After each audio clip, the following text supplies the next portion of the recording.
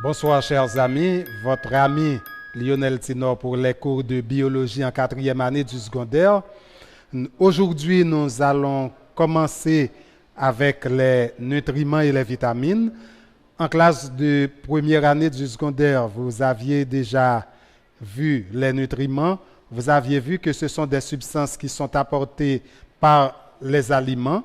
Donc, on a les nutriments à travers notre alimentation et que ces substances sont essentielles pour assurer la croissance, pour assurer également l'entretien des tissus et également ces substances procurent de l'énergie nécessaire aux cellules. C'est-à-dire que nos cellules vont utiliser ces substances provenant des aliments.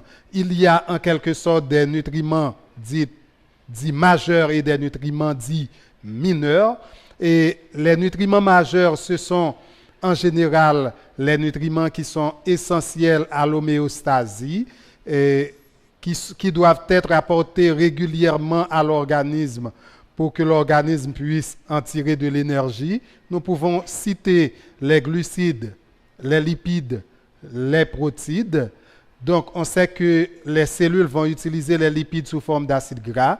Les protides sont utilisés en quelque sorte sous forme d'acide aminé, alors que le glucose, c'est le glucide qui est directement utilisé par les cellules et c'est surtout cette source d'énergie que la cellule va utiliser en particulier à travers la chaîne respiratoire au niveau des mitochondries pour la synthèse d'ATP. Et nous avions vu ça en classe de première année du secondaire. Les vitamines sont également des nutriments. Certainement, les vitamines sont essentielles à l'homéostasie. Cependant, les vitamines ne sont pas perçues comme des nutriments majeurs. Pourtant, les vitamines sont essentielles à l'utilisation quand même des glucides, des lipides et des protides. Maintenant, nous allons parler de l'eau et des sels minéraux, encore comme 5e et 6e classe, donc les nutriments d'origine minérale.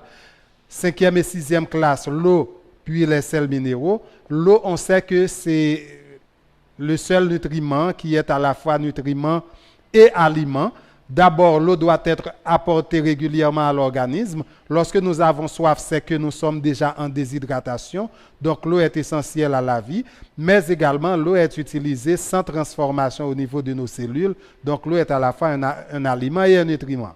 Maintenant, pour les vitamines, ce sont en quelque sorte des principes nutritifs, des éléments qui doivent apporter régulièrement à l'organisme à travers notre alimentation. Et les vitamines, en quelque sorte, généralement, ne sont pas synthétisées dans l'organisme animal. Les vitamines également ne procurent pas d'énergie, ce ne sont pas des sources d'énergie. Et on ne doit pas confondre les vitamines et les protéines. Les vitamines ne sont pas des protéines, les vitamines ne sont pas des sources d'énergie, mais ce sont des éléments indispensables, en quelque sorte, au bon fonctionnement de l'organisme. Et certaines hypervitaminoses peuvent entraîner des toxicités au niveau de l'organisme, mais il y a également les avitaminoses et les hypovitaminoses qui ont des conséquences néfastes pouvant conduire jusqu'à la mort. Il y a des vitamines liposolubles et des vitamines hydrosolubles. Liposolubles et des vitamines hydrosolubles.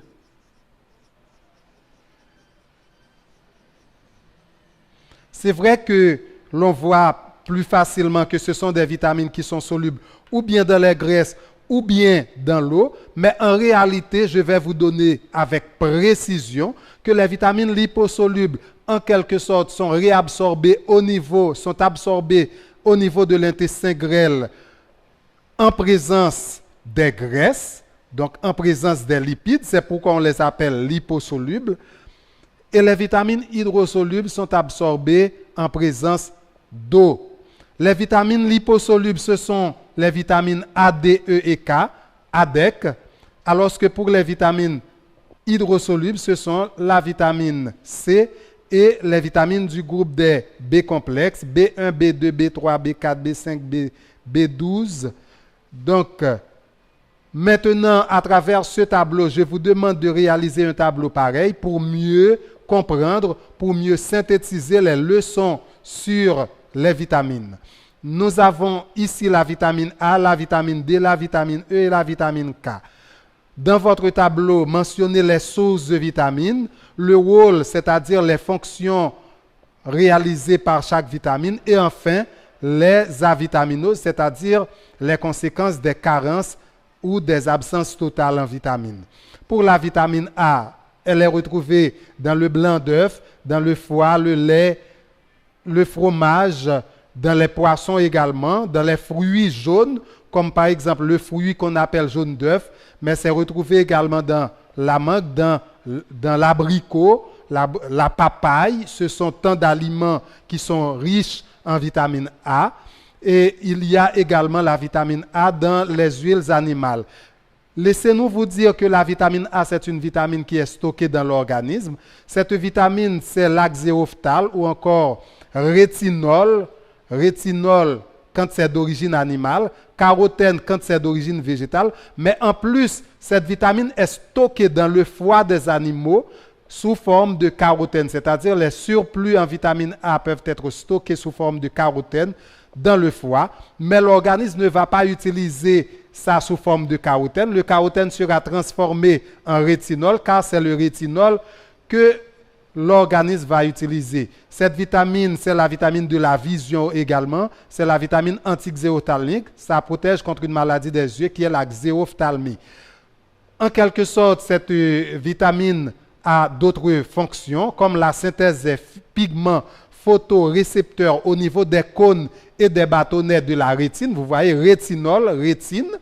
Et la régénération donc du pourpre rétinien à travers les cônes et les bâtonnets qui sont les cellules sensorielles de la rétine, l'intégrité de la peau et des muqueuses, la croissance normale des os et des dents, donc c'est une vitamine qui intervient dans la croissance également, la capacité de reproduction normale de l'organisme, ça agit également en collaboration avec la vitamine E pour stabiliser en quelque sorte les membranes cellulaires. Une avitaminose A, cela peut entraîner ou bien l'axéophthalmie ou bien l'héméralopie. Pour la carence complète, ça entraîne l'héméralopie. Pour la carence partielle, ça entraîne l'axéophthalmie. À noter que l'axéophthalmie, c'est la première cause mondiale de cécité.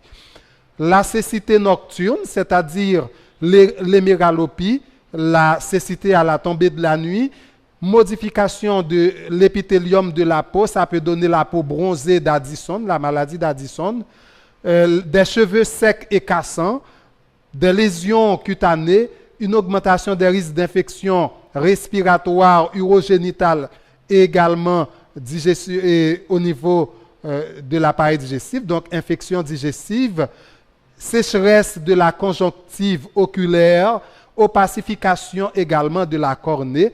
Donc, c'est tant de problèmes ou capable de gagner si ou pas consommer vitamine A.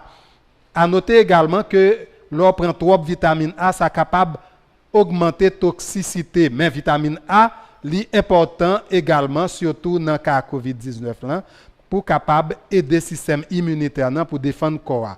Vitamine D qui est intervenue également dans et aider le système immunitaire. Eh bien, vitamine D1 ou joignez dans lait, dans beurre, fromage, poisson, hareng, sardines, foie de poisson, les huiles de poisson, les huiles animales et en particulier l'huile de foie de morue. En matière de vitamine D, une cuillère l'huile foie de morue, l'équivalent à 20 litres de lait. Donc, conseillez par nous pour capable baïti moun yo en pile l'huile de foie de morue pour aider zoyo, pour aider dents yo. Et nous gagnons vitamine C qui contribue à entretien pour que zoyo capable rester solide pour dents tout, dentition de lait de l'enfant, vitamine C est intervenue là-dedans. Fonction normale du système immunitaire, tant comme tu dit tout à l'heure, et absorption également et utilisation de l'ion calcium. Et là, cette vitamine agit comme hormone, c'est une question d'examen. La vitamine D qui intervient dans l'absorption de l'ion calcium au niveau de la paroi de l'intestin grêle et arrivé dans le sang, ça va maintenir la calcémie, c'est-à-dire le taux de calcium au niveau du sang. Et là, il agit dans le même sens avec une hormone qui est la parathormone, la PTH, qui est sécrétée par les glandes parathyroïdes. Nous disons que ça, c'est une question d'examen d'ailleurs.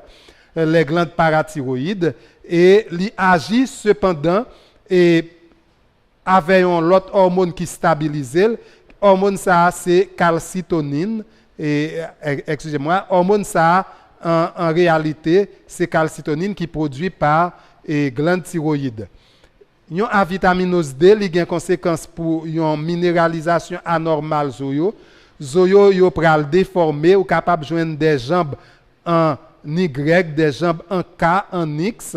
Et c'est ça que vous pral relé rachitisme, c'est la vitamine antirachitique ou encore le 7-déhydroergocholésicalciférol, 7-déhydroergocalciférol d'origine végétale, 7-déhydrocolésicalciférol d'origine animal. Et li capable de réduire tout tonus musculaire là, li capable d'entraîner agitation, nervosité, irritabilité. Il y a carence en vitamine D. Vitamine E en lui-même, c'est une vitamine qui est intervenue surtout dans la reproduction parce que c'est la vitamine antistérilytique. Eh bien, vitamine ça, c'est une vitamine qui est antioxydant et vitamine EA ou joignez dans feuilles vert foncé et puis dans germes céréales tant que du riz, tant que blé, tant que maïs, tant que sorgho, tant que pitimi, ou joindre vitamine en pile vitamine E là-dedans et les huiles végétales, la margarine et les grains entiers. Et ou joindre nous te dit déjà, c'est un antioxydant. Ça désamorce les radicaux libres et en quelque sorte, li protéger contre hémolyse, ça veut dire contre en quelque sorte destruction globules rouges et li jouer un rôle dans la protection contre fragilité capillaire yo. Et c'est ça qui fait une carence en vitamine E, li capable bail thrombophlébite et hypertension artérielle, tension capable monter, stérilité chez l'homme et chez la femme et cicatrisation plaie ou l'or blessé, li capable lente. Vitamine K qui est un facteur de coagulation, c'est la vitamine de la coagulation. Pas oublier que vitamine y aurait les vitamines parce que d'une part, ils sont essentiels à la vie et d'autre part, ils ont en commun une fonction amine que nous fait en chimie, fonction amine NH2. Et donc, vous joignez dans légumes verts, dans fruits, dans légumes verts feuillus, dans chou-fleur, et que vous joignez dans palmier, et dans laitue, épinard, et puis le foie de porc. Ou capable de joindre pour capable former protéines coagulation, tant que facteur SUAT, tant que et d'autres protéines qui interviennent dans la coagulation du sang comme la thrombokinase, la thromboplastine, l'intermédiaire dans la chaîne respiratoire, dans la phosphorylation oxydative, toujours au niveau de la mitochondrie de la cellule. Une carence en vitamine K li entraîner des hémorragies graves parce que sang perdu capacité pour le coaguler et li capable entraîner tout des échymoses tant que les nous connaissons mon yo gen ti coca que ménage kon bay boubouta ou kon bay ou coca eh bien échymose c'est une forme d'hémorragie que lié c'est très important pour nous capable connaître que coca vrai nom c'est échymose. Nous allons revenir tout à l'heure pour une autre séquence sur les vitamines hydrosolubles. Nous vous disons merci d'avoir été avec nous.